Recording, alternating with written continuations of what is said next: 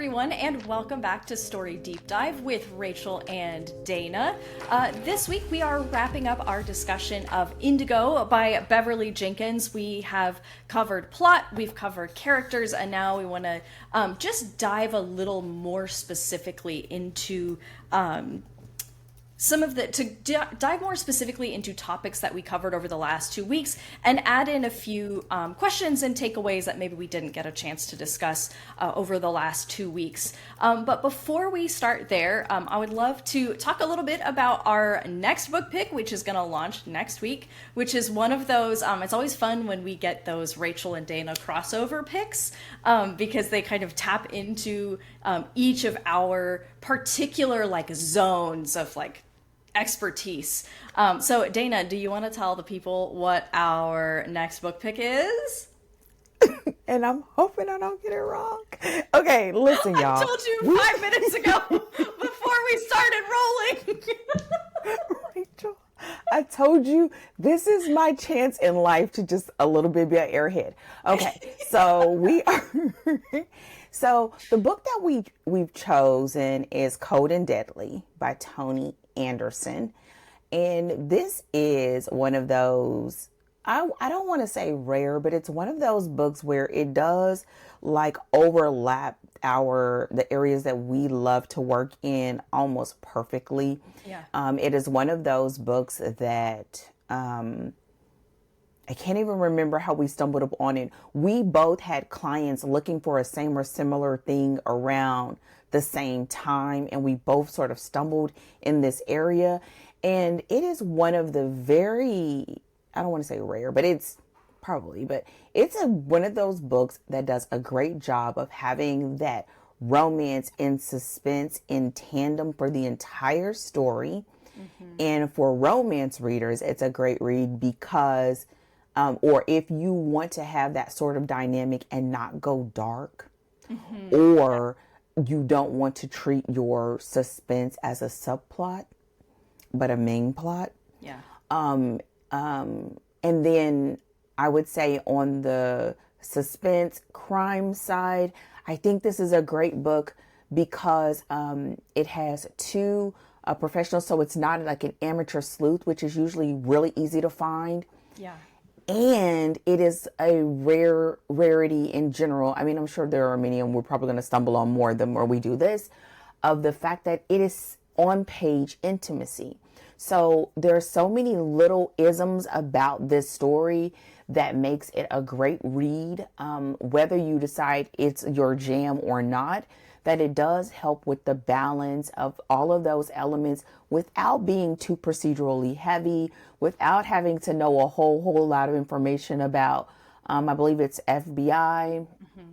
It does a great job with the evolution of the characters, both protagonists, and it is a dual protagonist story. So there's so many things that it takes from both worlds, and they hit those moments. And so it's a really great story. While still bringing the heat. It is a slow burn. Mm-hmm. And so, this is one that I'm glad that we stumbled upon it. I think it does a great job. And I think it also can be a great pick, and you may have some others to add. I think it also can be a great pick. If you don't take all of them first, you might have all my points. I don't know if I have any left. My bad. Do your points, Rachel, because I can save this one. Get your last one. There are plenty of things. I forget. And this may be one of yours. I'm almost certain it will be. If it is, I apologize in advance, y'all. It's also, I think, a great story if you're a person who you normally gravitate towards suspense, and you feel that either you need to or you should include romance in order to make your book more marketable and more aligned with what is popular in reading now. Because it is still slow burn. You still need to know romance, but it's something that you really could pick up on even if you're not a hardcore romance reader. Yeah, yeah, and luckily that was not one of my points. So you're already in there. You're good to go. She gonna call me out on the line, and I didn't even take it. The last one wasn't a point. The last one. But no, this story really is like it's just like you said, it is rare when you have like a perfect 50-50 split. And this really does feel it kind of not tonally, but in terms of like 50-50 split reminds me a bit of Dead Until Dark, because Dead Until Dark was really like a perfect split down the middle. And I do think that this one is a pretty much a perfect split down the middle. And it's really good for, so I don't remember, Dana, if you recommended it to me or my client recommended it to me, but I had a client who's really looking to pull off this strong 50-50 split between, like, she wants, romance and, true romance on the page, intimacy, and a full treatment of a crime story, not romance primary with a little bit of crime some of the time. And so this one became a really great example because we have the circumstances of the crime throwing our lovers together, which gets us off to the races to both investigate the crime and get our lovers in contact with each other so we can build that romantic tension, get them started on their arc, and all of the things that you need both for romance and for crime, and also delivers a fair play mystery, which is really that's not something I think that you see a lot, particularly, and this is not my area of expertise, but particularly in romantic suspense, where it can kind of take like more of like an action bend, where this is like a true mystery romance, like a true crime story with all of the essential crime elements, and a true romance with all of your essential romance. So I'm really excited to kind of have the opportunity to revisit this story and unpack it, and get to look at both angles in detail. Yeah, I think what happened in this case was I brought another book to you by Toni Anderson, and then you started looking into it to just research it because we was clicking around on one of our calls, because I know one of my clients recommended one of her other books. It was, I know the cover was red, and I know I have it. I don't think I've read it. And then you did more digging and you picked that one and told me. And then I read the one because you kind of gave the thumbs up on it. And so, yeah, I agree with you. I think it's a great one. And I found that it was an enjoyable read. The pacing was good. It made me curious about the other books. And so we'll go into more when we're talking about it. But I will say that I think it's also a great pick for us on the heels of Indigo, because Indigo has a lot of similarities in a sense of having suspense and having the romance, but it is treating that suspense as a subplot, even though she does a great job of keeping it present on the page as we're moving through the story. Yeah. Yeah, this is and also it's a pretty quick read, so if you pick it up, today when you hear the episode, assuming that you listened to the episode, obviously the day it came out, but if you sort of like pick it up, and you could easily read it, I think, in a week. The audiobook is pretty good, and it's a fairly light read, so you can move quickly through it. It's not as like heavy of a read in terms of like the Whistleblower or something like that, where it sort of takes that mental energy and focus to like move your way through it. And I say that it took the Whistleblower, even though it's not a super long book, it took me longer to get through it, right? It's just a denser read. That's the word I'm looking for. It's not so dense of a read. So I'm trying to bring some balance, so all my reads aren't just like, would you like to read an American classic? Would you like to read something that is 750 pages? Can I just take this opportunity? I would like to remind the both of us of a thing that happened early in my editorial career. Okay. If you'll remember, this is the most Rachel thing probably that's ever happened. If you'll remember, when we got our editor certifications, we had to pick 3 masterworks and do, do the analysis on them. And I decided, and I was looking for something that was like, ooh, what's going to be like a challenge, and what's like outside of my, what's outside of my wheelhouse. And you probably couldn't get more outside of my wheelhouse and a bigger challenge in the 3 months that we had to complete the project.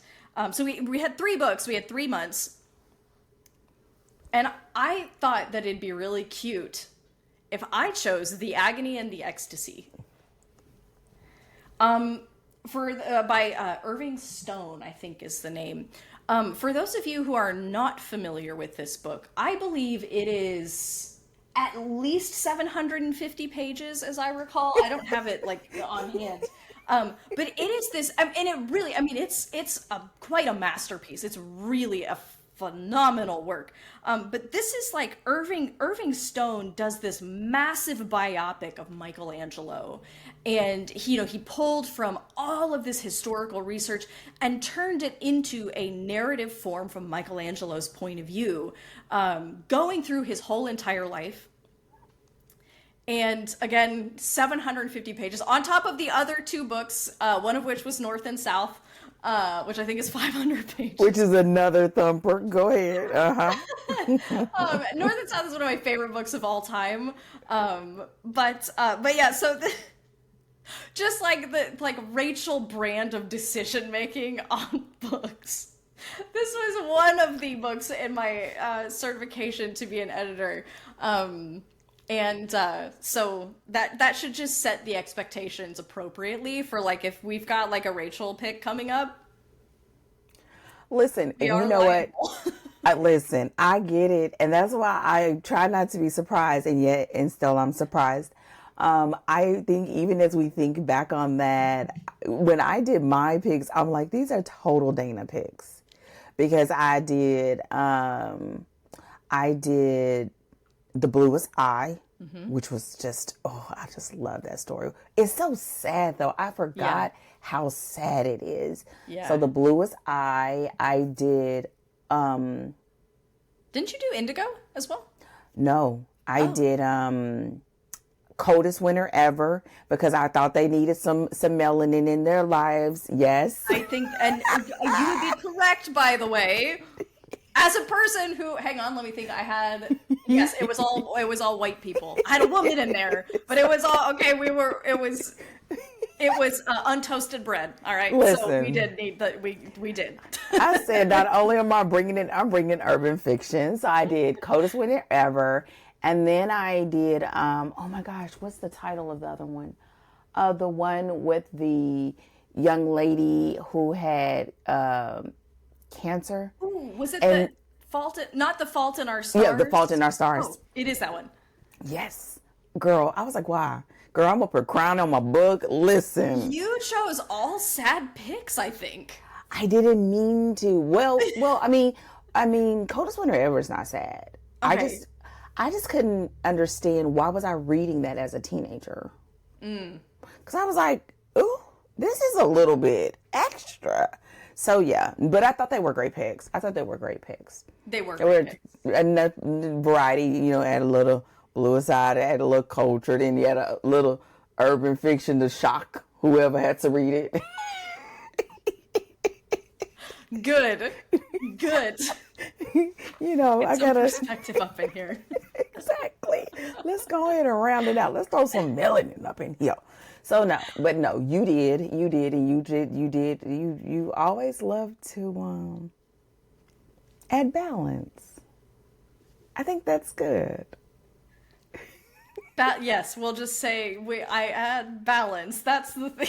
That's the thing I bring to the table. Next year, I think we're going to do sharp objects, and I don't know if any of us are going to be the same after that. However, look like this. Oh Lord, she gonna make me a classic reader. Oh my gosh. Sharp objects is not a classic. No, but it's close. It's close. It's close when you start doing. You start off with doing. You start doing some like American classics. Then you start doing some old dusty books. Then all of a sudden you have me reading those books where I gotta have a dictionary beside me or girl. Y'all listen, for the record, y'all hear me talk about this all the time. I want y'all to know that I am a smart cookie. However, in my reading, I do not like going into the dusties. That's why I stopped reading. I think it was AP English that did it to me, but whatever. That just turned me off from all older books. However, I can appreciate them once I'm in them. I just sound like a whiny toddler until I get to the good parts. And then once I get to the good parts, I'm like, okay, maybe this was a good pick. I feel like maybe in the retrospective of like, here's what this contributed, because I think one of the keys, this isn't really a statement to you more than a generalized statement. One of the keys I think to classic literature is being able to position it in its time, and like, because it's sort of like one of those things where all art is in conversation with each other. And so when you position it in its time and place and understand like, what was society talking about at that time? What were other artists talking about at that time? What is it responding to? What is it contributing to the conversation? It makes all of those layers that feel opaque start to become a little bit more transparent, where you start to understand. So like Victorian literature, for example, the reason that, Pride and Prejudice we experience, like the reason Pride and Prejudice is written the way that it is. Now this is, guys, I am not like a literary historian, so this is going to be a little bit of like layman's. So before anybody is like, well, actually, like, we'll just take a calm down for a second here. But there was this sort of interest in psychological exploration, and so that's why the omniscient narrator becomes so popular and becomes a thing that like everybody's kind of starting to dig into the psychology of individual characters and seeing the way that they engage one another and what drives people. Like these motivations become of supreme interest in the literary exploration. And, that's paving the way for our character development that we talk about now in modern fiction of like, what is their motivation? What is their wound? What's driving them? What, logical fallacy are they falling into that's preventing them from understanding the problem or, the situation or whatever. And so these are like, the way that they pave the way for what we see as in modern fiction, I think can take the edge off of, like, it adds interest beyond just what's happening in the story that helps lighten that load of it's dense reading. So that's one woman's. For the record, if you are listening, Dana's shaking her head. That don't make it better for me. Listen. All right, well, you heard it here first. It doesn't necessarily matter. Literary exploration. No. You know what? I get that in general. I also think for me, this is why I always have to remember like why I like or dislike a story. I am purely an entertainment reader. I don't care about that exploration. I don't want to now listen, once I get in it and I like it, I might do a little bit of dibbity dabbity. Very little though. And mainly because I think a lot of times, as someone who had to read it a lot when I was in high school and undergrad, I got to a point where I didn't like it anymore. It never represented what I knew to be true about my life, nor any sort of depiction of anything about my culture at all was ever spoken of. And so when I found reading again, it was through the Black experience. Yeah. And so that gave me the lens that made me want to explore more about characters and growth. So then when I do go into these scenarios, I can glean a lot, but that's not the thing that makes me, no ma'am, I'm good. Just tell me the Cliff Notes version. And this is coming from the person who I was like an AP, like senior AP English as a sophomore. Like I had to read all that stuff and I was like, wait, what? And so when I stumbled in that store at 16 years old and found a book with all Black people, I was like, wait, what? So, but with that said, I do get it. I get it. but now that's why I'll be over here on the struggle bus. Not because a girl, I'll be like, oh, who is reading this? But then once I'm in it, I'm like, listen, what can I learn? What can I pull together? And I think it also can be encouraging to people if you're doing this. And we actually had this conversation in our DTW this morning in our sprint of like, a lot of times I'm just sort of always telling them, read more, read more, read more, because a lot of what I'm telling you will make more sense when you have it in context. So I do get that, which is why I read so much in my niche, and why I feel like I am so versed in it, because I do, but it is still a very high entertainment value because I love it. And that's why when I was surprised, I mean, I think I want to go back and do some of the other ones that we did, like Pride and Prejudice, more, because I've read it a couple times. I'm more the movie person because it just took me longer to get into it. And I don't really like books when I have to read them. So this is an exception because I picked it. We picked it. But yeah, of like going back and looking at it and looking at like the lineage. And I think, but for most of my clients, again, the other angle, most of my clients and the rate in which they are writing and moving through their content, it's actually a different, like what we're talking about is the original route, but as to today's reader and as to today's reader who has access to Kindle Unlimited, like even that's different than writers who are traditionally published, because the reader expectations and the reader experience is different. And therefore the writing experience and the story development is different. And so that becomes almost a lens, like as if I'm the iPad person when originally my first computer with the internet was on dial-up. You know what I'm saying? Yeah. So that's when you start showing your age. And so yeah, so I get it, even though that'd be my face. I want to a little bit. I mean, when I finish it, I feel like I enjoy it and I learn a lot.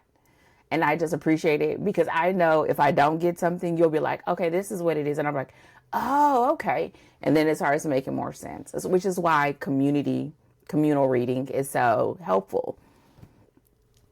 Yep. We love communal reading. Well, on that note, there will be no classics on this list. And you can add them. Listen, I will read it. If it's our assignment, I will read it. Girl. It's the assignment. I will read it, except I hate books I have to read. So how about we shift gears into talking about Indigo. And before we get into sort of some of the overarching takeaways that we want to dive into, would you hit us with a summary, please, Dana? Yes, I'll hit you with it. Indigo by Beverly Jenkins is a deeply emotional historical romance set in pre-Civil War America, following Hester Wyatt, a formerly enslaved woman, an Underground Railroad conductor, and Galen Vashon, a wealthy, enigmatic abolitionist. When Galen arrives wounded on Hester's doorstep, their forced proximity sparks a slow-burning, high-stakes romance rooted in mutual respect, trust, and shared purpose. Jenkins masterfully weaves suspense, cultural history, and tender intimacy into a love story that honors Black resilience and liberation. This novel is both a political and emotional journey where love becomes an act of healing and resistance. Yum. That was good. Ooh. The Come last on. line was like, oh, all right. Come on. Okay, so just to kind of like set the trajectory for the episode, can you give me the high level sort of takeaways that you want to hit, and then we'll just kind of walk through them one by one? First of all, every time you tell me that, I feel like it's a setup because I don't know how to do it high level. So here we go. I do have a few, and a couple of them are sort of like will bend into some topics we want to make sure that we talk about and touch. And y'all, just be warned that this is in Dana E's because that's how I wrote them down. So let's go ahead and get into it. The first one I have listed as Write What You Know, where we really get this experience in Indigo that is really colored by the author Beverly Jenkins' experience in life as a librarian. And we see that in how the historical aspects of the story are treated. And we're going to talk about that a little bit. And so really diving into like, the research aspect of it. The other one that we want to talk about is probably do a little, just to touch up on the unforgettable characters in this story. I feel like this story is pre-Civil War America. This is during slavery. So we have this moment where you have a love story, and I think that can be one of those things that people think the two cannot coincide, and she does this beautifully. And so I feel like she finds a way to sort of give the time its due diligence, but also make it so that the love is the thing that rises to the surface. And I believe the way that she's really able to do that is because of the characters. She did just such an amazing job with the characters. The next thing that I have is a setting is the story. Here we have the setting, and not just the setting, the fact that this is in Detroit, this is in the North, but the setting is in the actual period of time. And also in the immediate, if we were sort of looking at this as a concentric circle, the immediate location was very pivotal to this story as well, because of how it sort of all came to be and how they crossed paths, because it would have been highly unlikely that they would have had the circumstances not taken place. I feel like as I turn my page, I feel like a news reporter, old school, had not taken place. Okay, I'm sorry.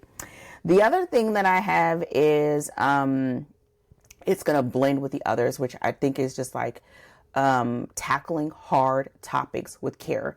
She does this. And I think there's been so many people, because this is one of my all-time favorite books of all time, that whenever I tell people, their first thing is like, oh no, I do not want to read about slavery. And I think she just does such a beautiful job, and that you can walk away with so much because of the way that she did it. But we can't overlook the fact that she's tackling a tough topic. And then the final thing is, I feel like she just does the Black experience in general, and being true to her audience with grace and care. And she just does that thing. I think what we do is we get to experience what we see now culturally as saying Black love, but seeing it even then, and then it being amplified because of not just the intimacy, not just the community aspect, but also their intention and purpose towards, eradicating something that had, totally disrupted life as we know it in the United States and for Black America. So I felt like a news reporter as I did that overview. I don't know why. This is what happens literally every time. This is literally how we do it. I know. I think it's because I did my notes different, and because we're recording in the morning, so I'm a little more chipper. So yeah. Those afternoon recordings, we're just like, I'm here. It's fine. We're gonna make it. Thugging through it. Okay, so I think a really good place to start, because these things kind of blend together. But Yes. I do, because I think it was in the plot episode that, you said that you would like to see more of these stories. But of course, this is not, this is something that has to be handled with care, and it's not easy to do. And you're right, I think Beverly Jenkins, by anchoring it in, and this is a thesis more than it is this is a theory more than it is anything else. But I think so much of what made that work is that she anchored it in she anchored it in specific people, right? Like she connects us to and gets us invested in specific people in the community itself, right? So she uses like individuals and their different experiences to round the story out, and so we're invested in these individuals, and the way that she does that to communicate, right, the larger story, which is really, really powerful. So can you talk a little bit about if you're going to, be dealing in hard topics, like what are some of those considerations that writers should be bringing to the page, and how to think about, tackling difficult settings or difficult topics in a way that is, true and just, and that also is, sensitive and graceful, and all of the things that you have to juggle when you're dealing with a difficult subject matter. I think you kind of blended that question. I think the first part of understanding, look, I would love to read more about it, but I think the subject matter itself is why we probably don't. Especially because, if I'm not mistaken, she self-published the first version, and she was later picked up by a traditional publisher. And the reality is, a lot of times, outside of, certain political times in our country where they were pushing for diversity in literature, that it was sort of this overarching push because of people pressuring publishers to do it, and then they sort of just threw out a whole bunch of stuff, and then once it sort of died down in our country, they just totally pulled back, and so you don't have it anymore. And so I think a lot of our culture and the times dictate this. But one of the things that I can say, which is why I believe I would love to see more, is because I think what she does is, because she handles this fine line so well, I think what you would do is have more people who are interested in learning more.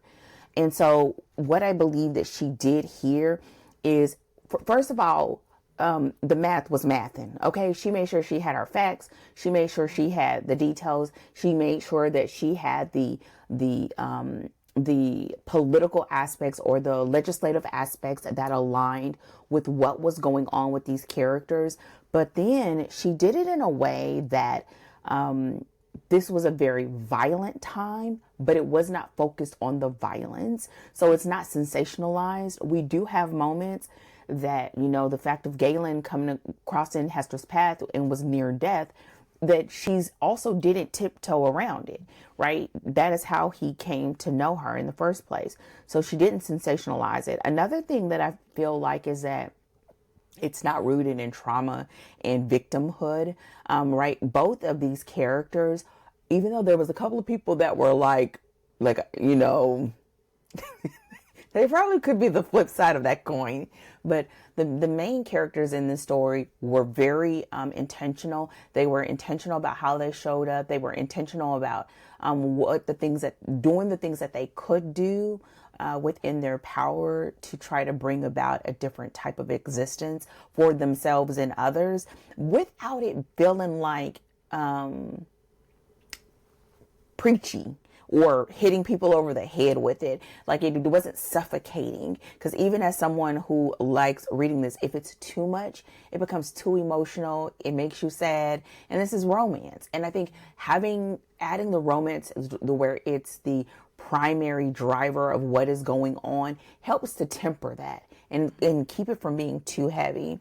The final thing is that the characters are not defined by victimhood. And so it really is about how they find love. How do they show up? How do they be strong representatives in their community? Even sometimes when there's a good flex, because Galen did not come to play. Galen loves a good flex. Let's just put that out there. There's no question about it. Galen loves a good flex. Listen. And so having those moments, it's sort of like whenever you have a movie that's about a tense or a sensitive topic, and they have those moments of laughter, right? It's almost like it relieves some of the pressure. But the great thing about this story, I don't think you ever felt that pressure until you needed to. Until those pivotal moments. You're going into the climactic moment. You're inciting incident. Those are big moments that move the story. She made sure that it was all gas, no brake. Yeah. But everywhere else, it wasn't far. It was close enough where it was in our peripheral.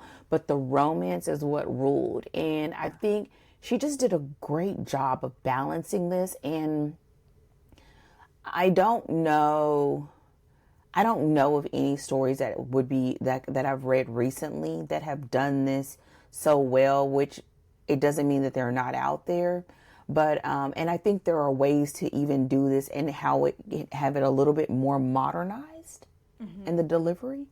But I think either way, this story could help someone that wants to do that. And so I think she did all of those things well.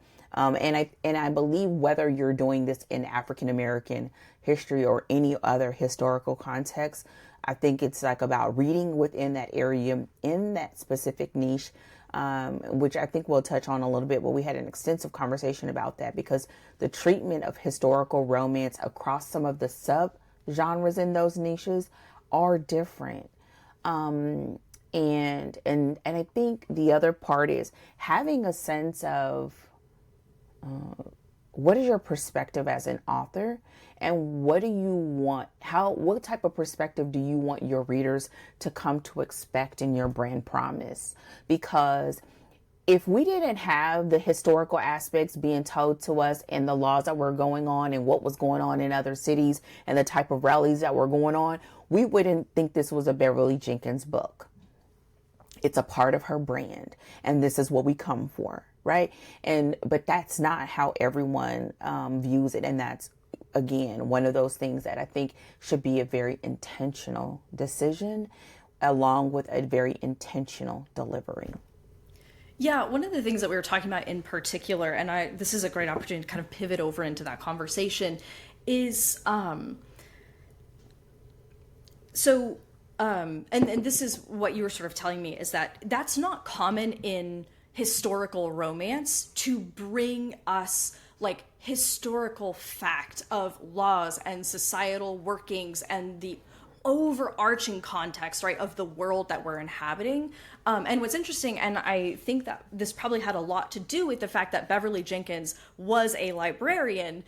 She pulled from the historical fiction tradition, the non-romance historical fiction tradition. So very often in historical fiction, this is a part of the writing, is giving us, and it's also the trick of the historical fiction writing, is not, giving the audience the context and helping the audience understand how this world works without hitting them too hard, too fast, with too much information that they're like, am I being told a story or am I reading a nonfiction, right? And you're constantly working to balance that.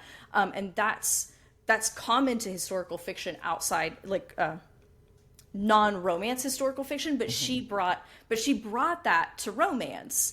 And so I think, first of all, that's like a really unique contribution that she made to romance as a whole. It sounds like that this is something that Beverly Jenkins does in her historical romance novels, is bring that knowledge and that understanding to the world and to the story.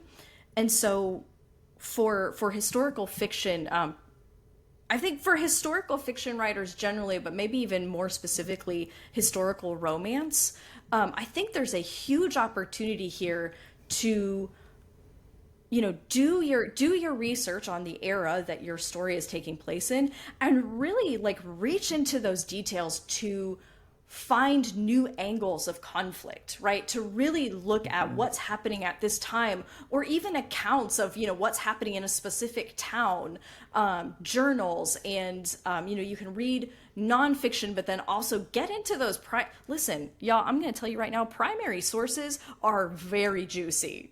Primary sources are where you get the tea. As someone who comes from like a history background, primary sources are incredibly fun. And you can find a lot of great stuff in there.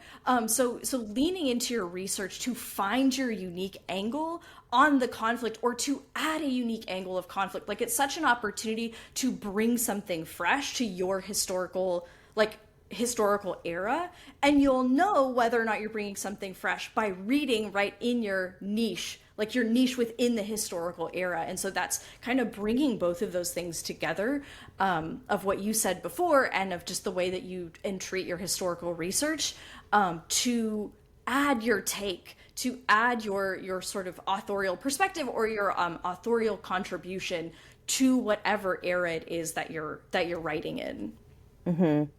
I agree. I also can say, like, I don't personally read a lot of historical romance. I have like three authors that I really like, and I read them a lot. So it's usually Beverly Jenkins. I always forget the other author's name, and so I'm not going to say it because I always mix it up with the Christian, because they're, for some reason, they're the same in my head. But she does Regency, and every once in a while I'll do a Victorian, but it's not common.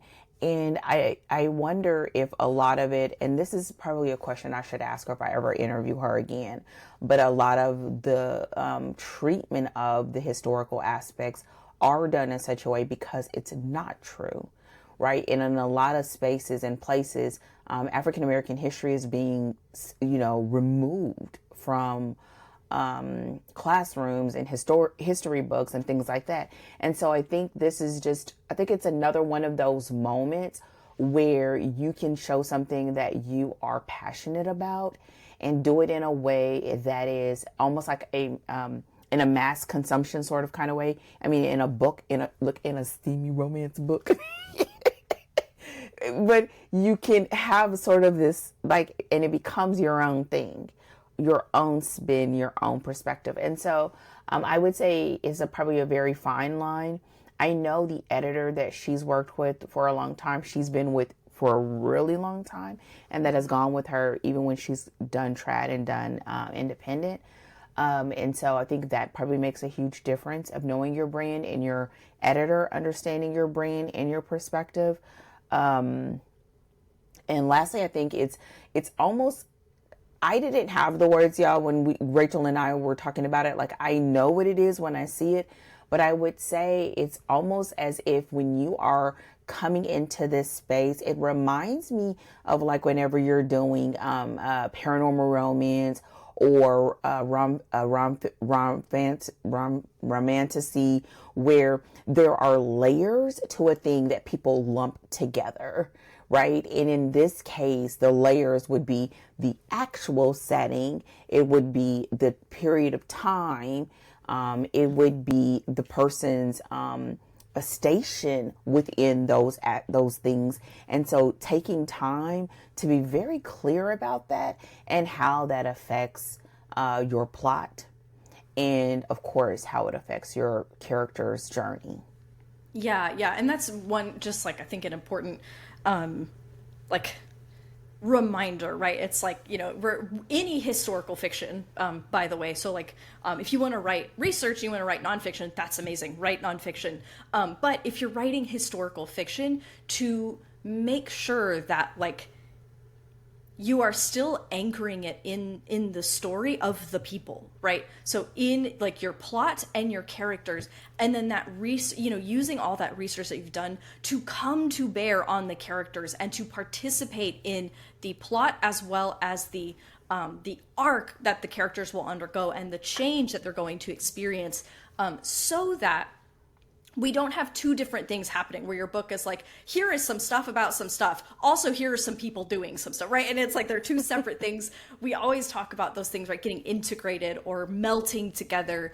And you want to make sure that, the same thing is true in fantasy, right? Of like, your world building is so important. We read fantasy because we love world building, we love being taken somewhere else, and we need to understand the context of the world in order to understand the story. But giving your reader the information that they need to understand the story, the plot, the events of the plot, and the changes that the characters are undergoing, and using your world to also bear down, producing that conflict and helping to produce that internal transformation. The way that works is the same, of how you balance your world building and how you use the world, the setting that you've created, to shape your characters, right, to orient them where they are in the world, as well as to challenge them, and to challenge them internally and externally both. So making sure that you're using your historical research and your historical setting to do that, right, to really add some gas to the plot, and to keep all of those things intertwined with each other, so we don't derail on a tangent or kind of get sidetracked by all of that great research or world building that we've done. It's easy to sort of be like, but this fact is so cool, I need them to know. Find a way to integrate it in the story, and they will know. Exactly. Yeah, and I think what this does is also give us a great like segue into the other aspect, which are the characters. Yes. Hey, Hester and Galen, listen, Galen as the Black Daniel, you just don't get any better than this, right? If you just listen, you add melanin and you add a couple, what, 1,000 or so years, how many years between things we never got over. He's got that Mr. Darcy money. He got 10,000 a year. Listen, he said, don't play with me. Don't sleep on me. I believe that this is one of those moments where it's like if you're doing that dance and that line because of the sensitive nature of this topic, then you really want to make sure that I always tell my students, like, you want to stack the odds in your favor. You want to make sure that every aspect that you can nail down, that it is nailed down. And that comes to these two characters. You want them relatable. You want us to want to know more about them. Galen had this rough edge. He could have been an a-hole. He could have been a whole bunch of things. And for a little bit, he kind of felt like he was.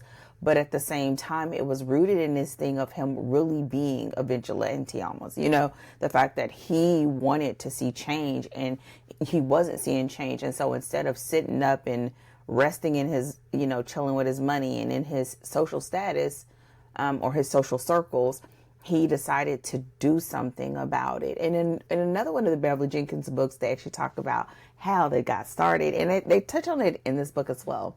But the point is, you want people that we cannot stop watching, because then you'll get to do all the other things that you really want to do with the story. Yeah. But we won't get there if we don't like them.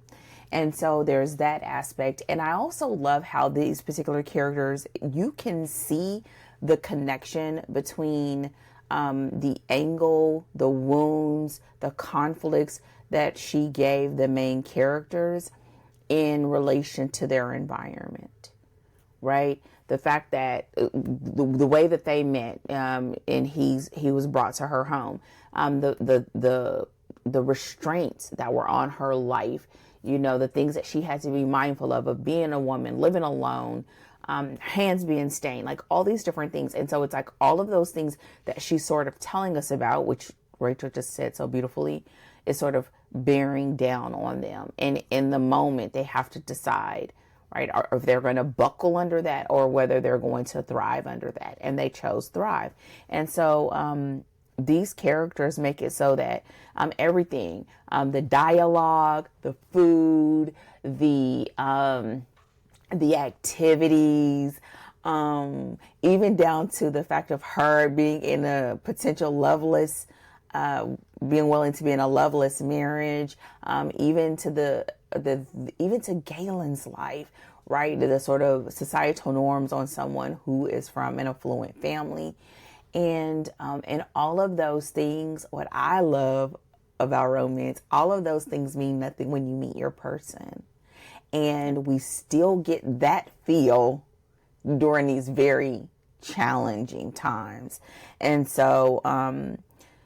They grow, they fight for their love, they earn their happily ever after, and we do not doubt nor question that.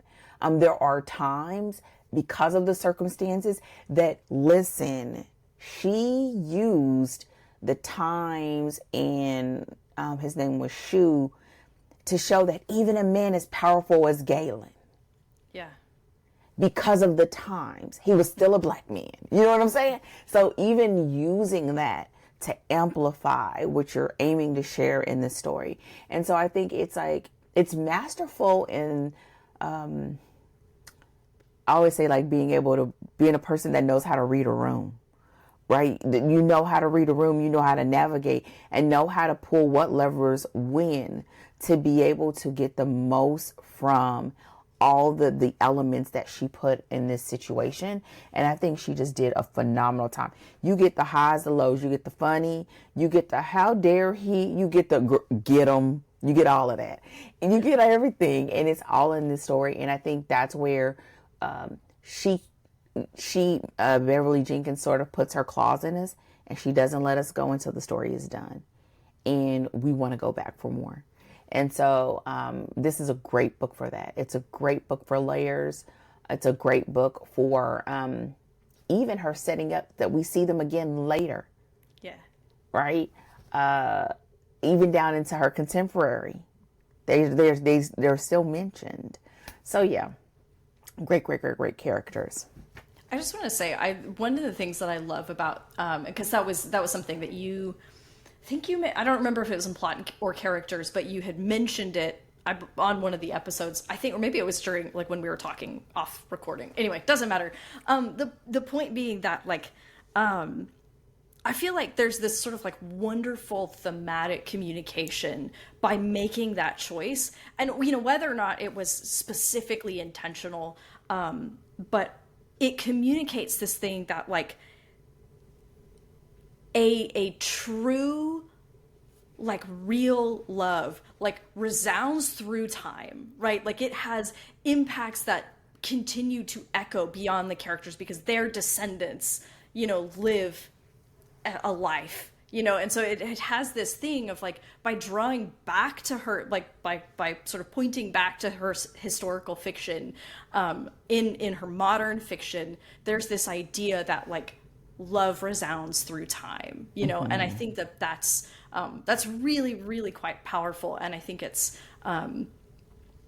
a good message to have, right, and to just show the way that what they fought for resounds through the ages, and I think that's quite beautiful.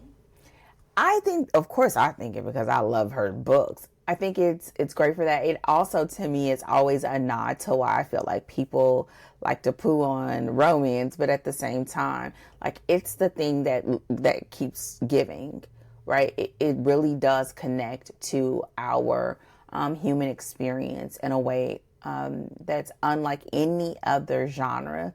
I think here, and I learned at the feet of Beverly Jenkins. Like, you already know, like, that's just everything about it. And I think what it does is it also makes it so that there's just this connection to these characters. And it's also just, like, let's keep it real, good marketing. It's just great marketing.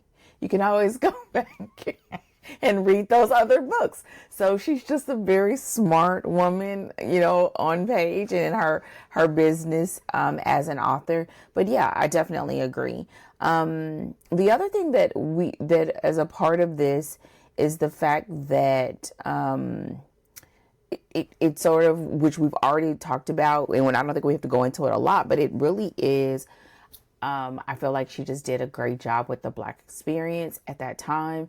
I think also in being aware and conscious of the lack of information even then, and it's still true today, even though we have access to the internet and ChatGPT and all these different things, that it's just not as readily available or called upon. And I think these kinds of stories and knowing that this is the sort of the stock that you're made of makes it so that you are curious and you can lean into it, or you can say, wow, I didn't know that.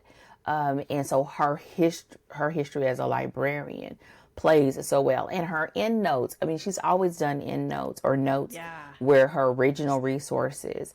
Amazing. And I love that. Oh, I love it. I always love, like, I almost want to go and turn to the back of the book.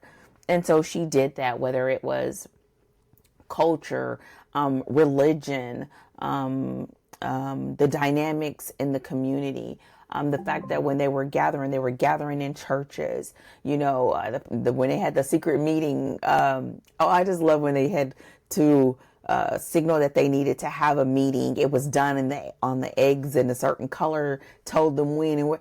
I mean, all of that becomes this thing as someone who is Black of like we always had to make do with what you had, And so it just makes you, again, like feel very resilient as a people.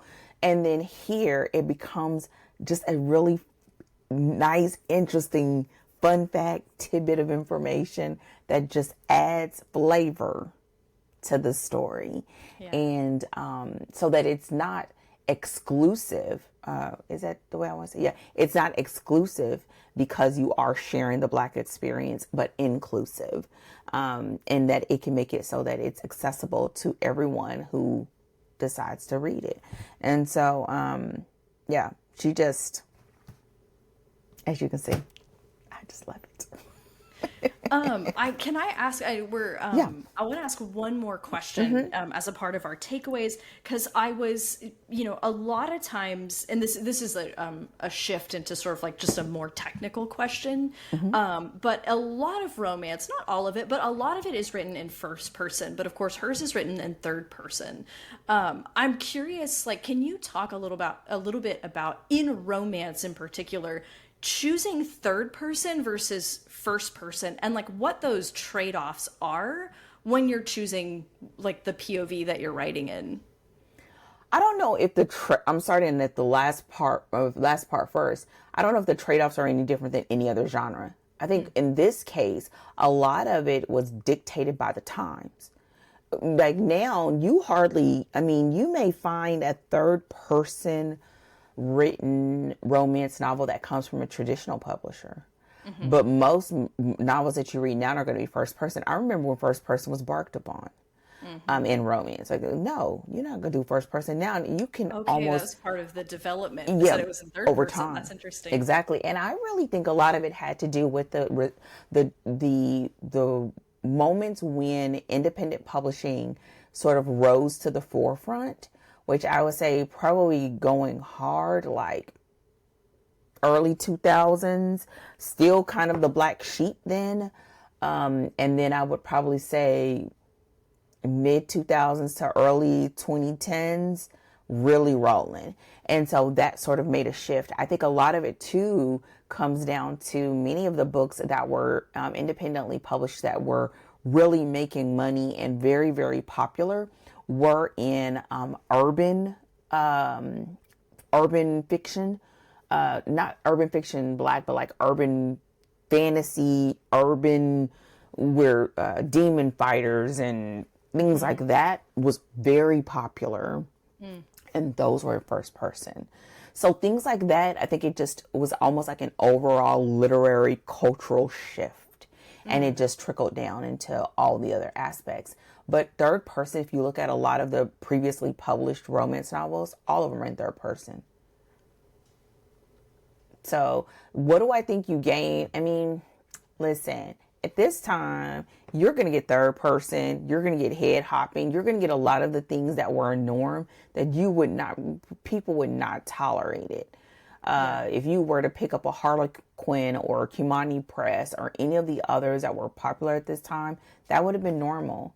I think it's just the fact that now, not only is it a norm, but we have access to so much that it almost becomes this universal norm, and it's not just a genre norm.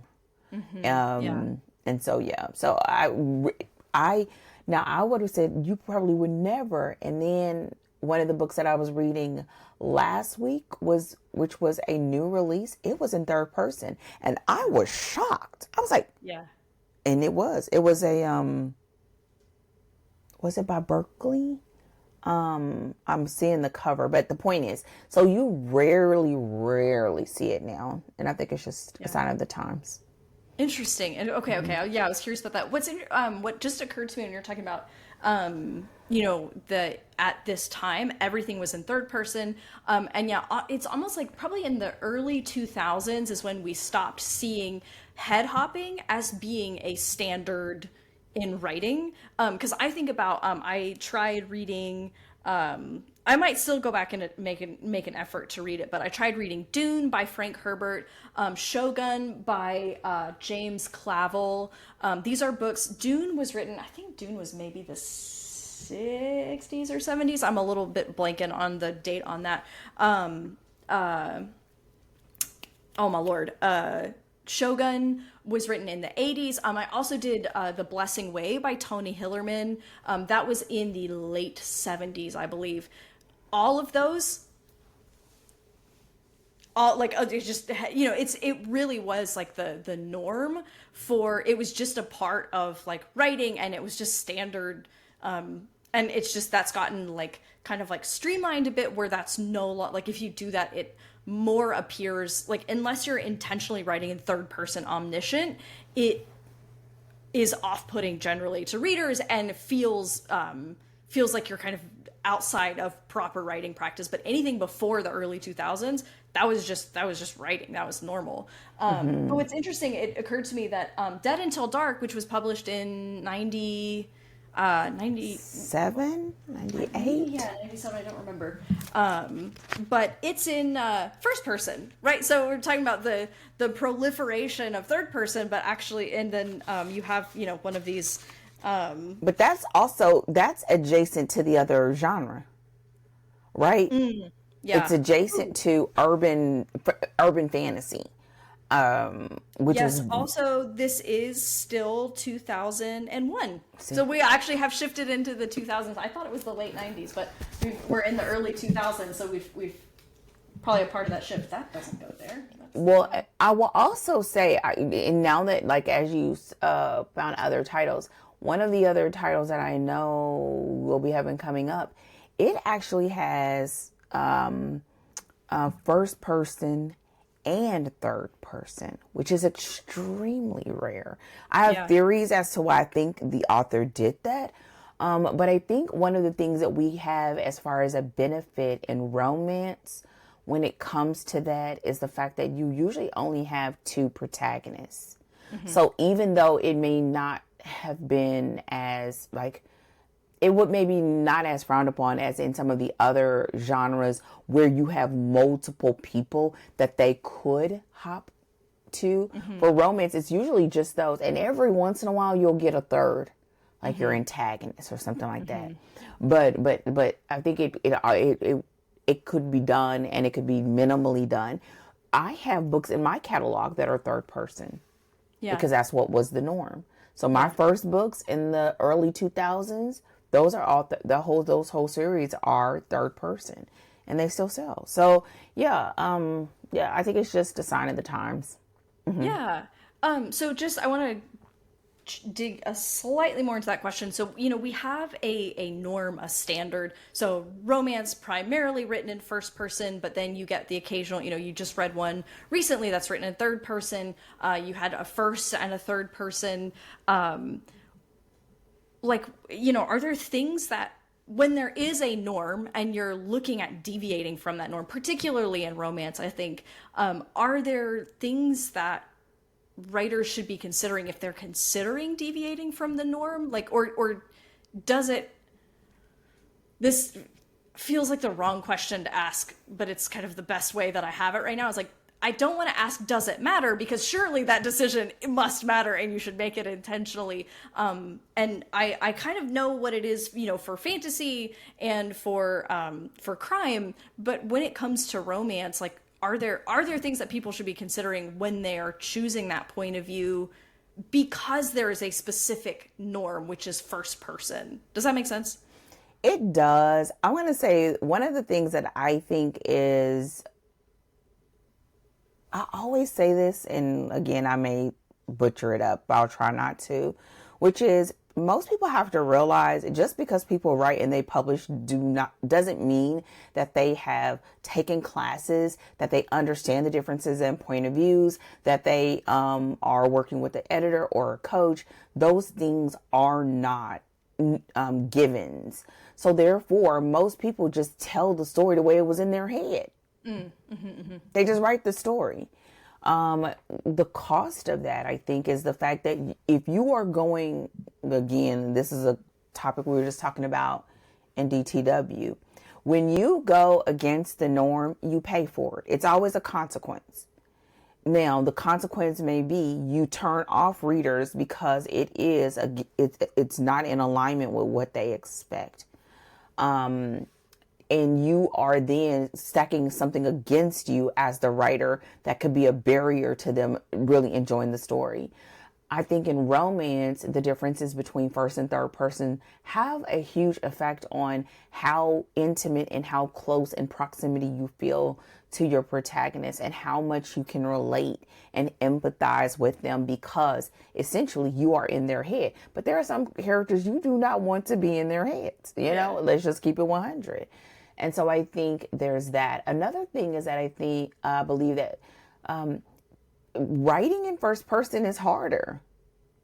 It is harder. It is really hard to not get stuck in the I trap as someone who writes in first person. I this, I that, you know. And now, you know, the toggle between whether you want to do present tense or past tense. So I think there are different considerations. But I would say the newer you are to it, and the more that you're aiming to establish your brand, and the more that you're aiming to make your publishing not just a hobby but a career, I would pay attention to what those norms are, because that's usually where readers are going to more likely give you a chance as someone who they do not recognize your name when the other things are in alignment. And that's more of a marketing response than the actual structural story building decision that you would make. And lastly, I would say with all of that and any of the things that we're talking about, like I always tell my clients, like, keep your brand and career in mind. Like, where are you taking this thing, right? Very few people are going to just write one book. And so you don't want to paint yourself in a certain way, especially if you don't release frequently or you don't, right? This is all they have. This is the body of work that they have to represent you. And how is that representation? And so I would say that as well, which isn't directly connected to whether you're doing first person or third person, but it is in connection to your brand and what people can expect from you and your brand promise. Yeah. Interesting. Well, thank you. I appreciate that. It's something that I've been like kicking around. So awesome. Okay. So, we're just about at the, we're just a little bit past the hour mark. Is there any other just takeaways or any last comments that you want to make sure that, you get in here before we wrap our discussion of Indigo, not just for the day, not just for the week, but for the month? No, I don't. I think we've said a lot about it, and I think this is one of those books that you really just have to experience, and don't let the subject matter be a deterrent from enjoying an amazing book. I think that if you like this book, you'll love the rest of her books, even though I have found now her fiction, like her just general fiction books, have, I think, a little bit more popularity than her historical romances. But if you even read those, they're a nod to this. So, and it's just, she is a treasure as an author. And she's still, at the time of this recording, and hopefully many more years to go, someone that goes and does events and speaks and does reader events that you can always, connect with. And so I would just say, read it. And then if it's something you desire to write, become a student of it. And I think treat it with the reverence that it deserves. And then, roll up your sleeve and just do the hard work. Awesome. That's great. Well, thank you so much, everyone, for listening. Thank you for coming with us on this journey through Beverly Jenkins' Indigo. Beverly Jenkins, wherever you are, I don't know that you'll hear this, but thank you for your contribution to the body of literature, and for your contribution to the body of Black literature as well. And we're just, Dana, thank you also for bringing this selection to the podcast and introducing me to Beverly Jenkins as well. So everybody, we're going to get next week, rolling with Cold and Deadly by Toni Anderson. I almost forgot the title of the book this time. And don't forget to like this podcast, subscribe, leave us a review. And also, if you, again, have questions that you want us to kind of tackle on some of those bonus episodes, please do leave them in the comments or reach out to us at storydeepdive.com. And in the meantime, looking forward to seeing you guys next week. And until then, happy writing. Bye.